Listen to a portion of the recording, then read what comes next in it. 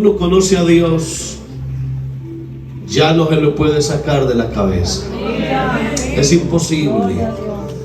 A nuestra iglesia ha llegado cualquier cantidad de gente y Dios ha tratado con ellos y algunos se han ido y no los volvimos a ver en la iglesia. Pero esa palabra que oyeron algún día, con la que Dios los movió, esa palabra nunca se les va a olvidar. Se les quedó como el clavo metido en sus conciencias, que talla, que se siente, que uno no puede ignorarlo.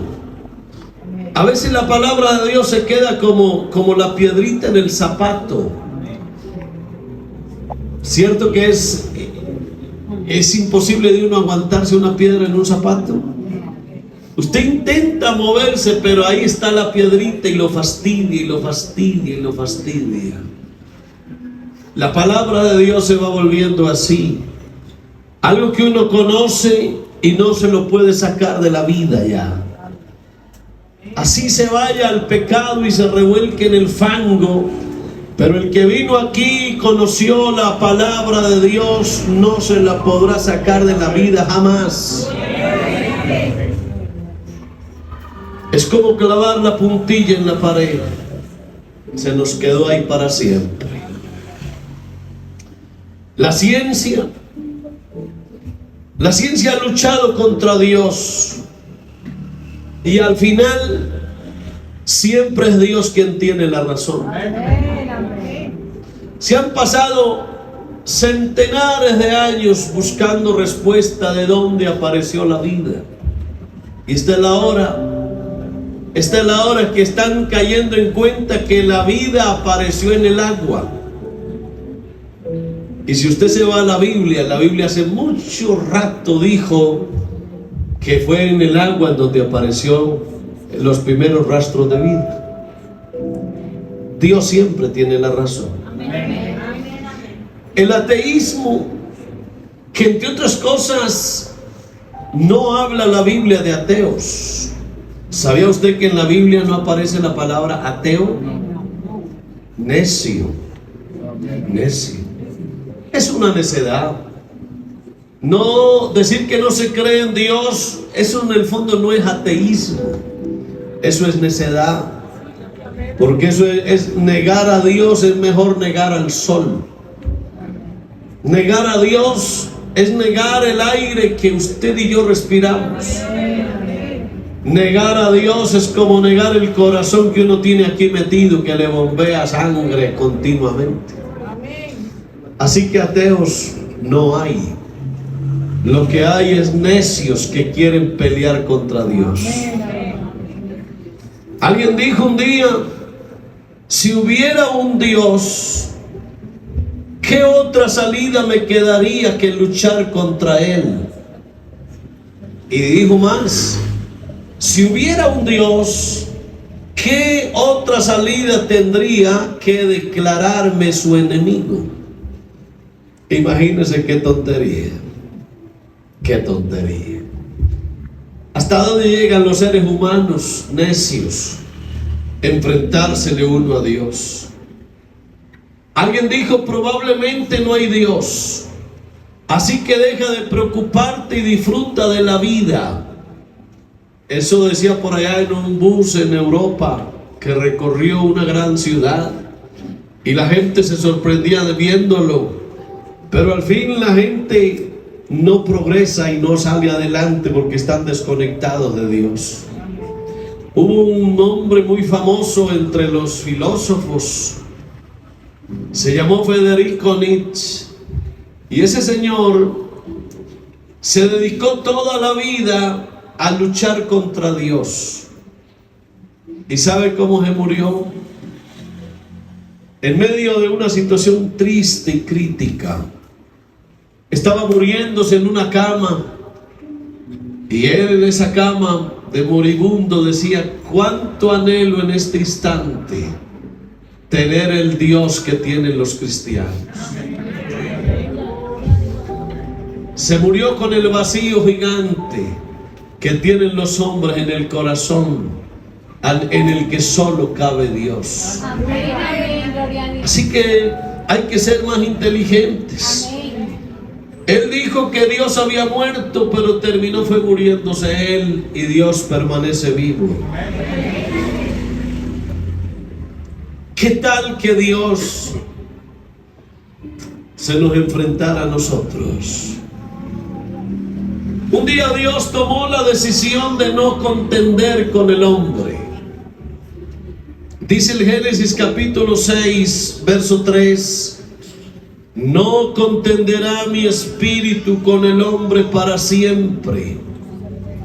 ¿Y sabe por qué? Porque ciertamente el hombre es carne. Qué lucha tan desigual. ¿Cómo sería Dios luchando con usted o conmigo? Qué absurdo, ¿cierto? Más sencillo que cuando tú y yo matamos una mosca. Más sencillo todavía. Dios no pelea contigo. Eres tú el que pelea con Dios. Y ahí está el verdadero problema. Ahora, si Dios quiere hacer algo contigo, te insiste, porque Él quiere el bien tuyo, aunque tú no parezca creerlo ni entenderlo. La Biblia habla de un hombre llamado Jacob.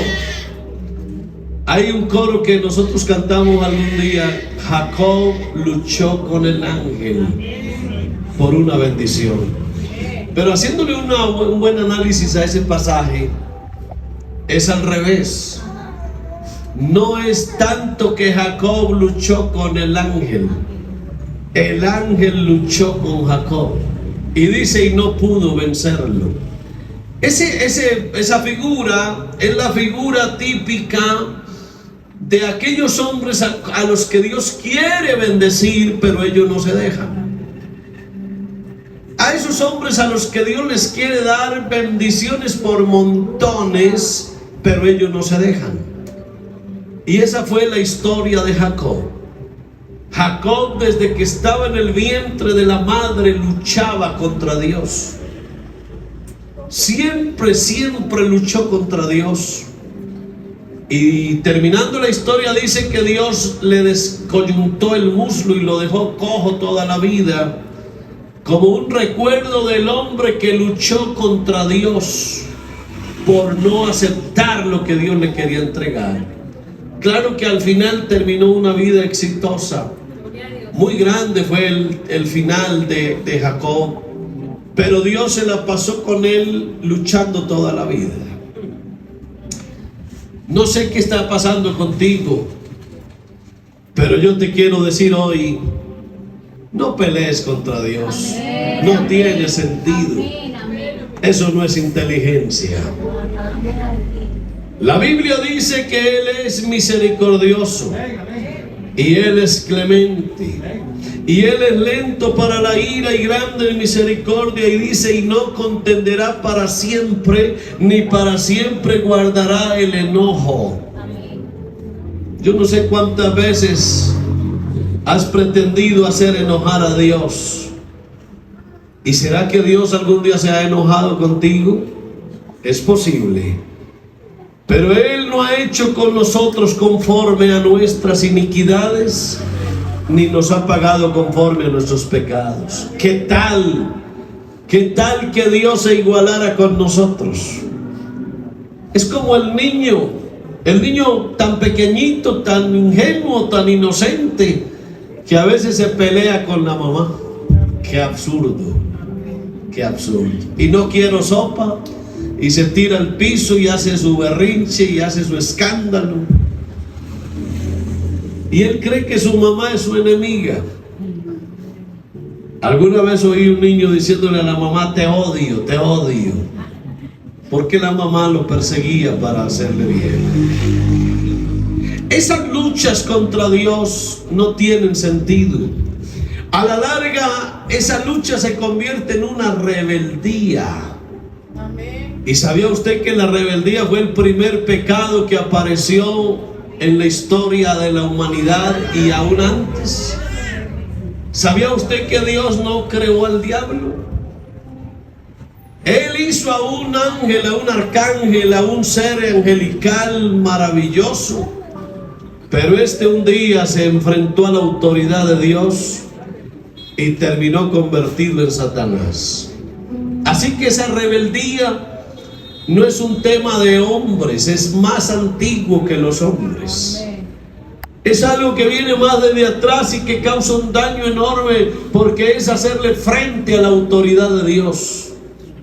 Y no hay nada más detestable, más improducente que la rebeldía, porque atenta contra la autoridad de Dios. Así que dice la Biblia que un día Moisés y Aarón se congregaron delante de la peña y le dijeron al pueblo: oigan, rebeldes, os hemos de salir a aguas de esta peña. Y alzó Moisés la mano y golpeó la peña con su vara 2 veces, y salieron muchas aguas, y bebió la congregación y las bestias. Pero luego le dijo Dios a Moisés y a Aarón: por cuanto no creísteis en mí para santificarme delante de los hijos de Israel, por tanto no meteréis esta congregación en la tierra que les he dado. Y estas son las aguas de la rencilla. Esa frase es bien fuerte. Las aguas de la rencilla, las aguas de la pelea, las aguas de la disputa, las aguas de la discusión, las aguas de alegar con Dios, que no tiene sentido. Y dice la Biblia que esas rencillas fueron las que hicieron los hijos de Israel para contender con Dios. Y eso causó que Dios tomara decisiones. ¿Cuántas cosas tal vez tú y yo nos hemos perdido? Hoy hay tristezas y hoy hay historias de fracasos.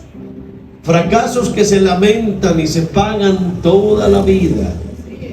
Toda la vida. Y todo porque algún día nos fuimos en contra de lo que Dios dice. El que pierde es el hombre. Definitivamente. Dios no tiene nada que perder. Tú y yo lo podemos perder todo en un momento. Dios no pierde absolutamente nada. Él solo abre sus brazos para bendecirte. El problema eres tú si no recibes. Estaba yo leyendo en Job capítulo 9 verso 2, y de ahí aparece una frase: ¿quién se endureció contra Dios y le fue bien?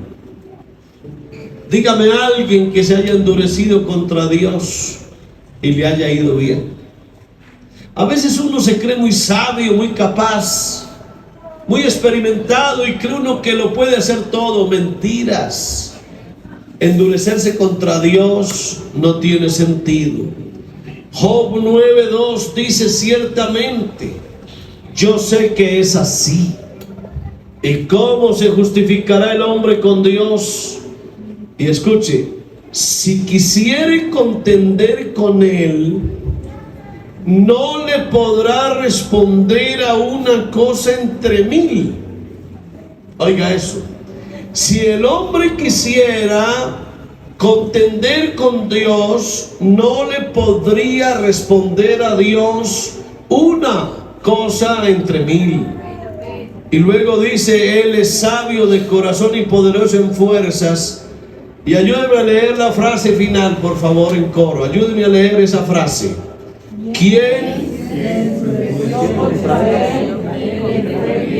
¿Quién se endureció contra él y le fue bien? Nadie. No tiene sentido. Yo siempre he dicho que ser cristiano es la máxima expresión de la sabiduría de un hombre. Si hay alguien inteligente sobre este suelo terráqueo, es alguien que se acerque a Dios. Esa es la máxima expresión de la inteligencia de un hombre, cuando busca a Dios.